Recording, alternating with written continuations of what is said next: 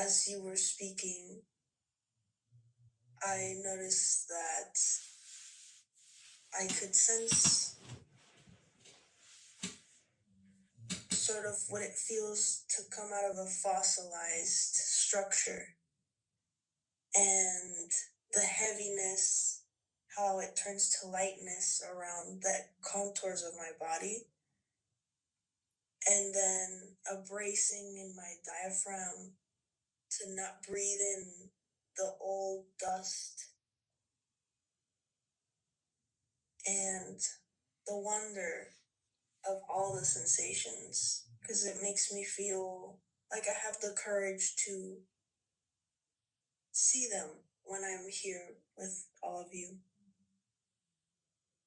and I don't feel so overwhelmed by them.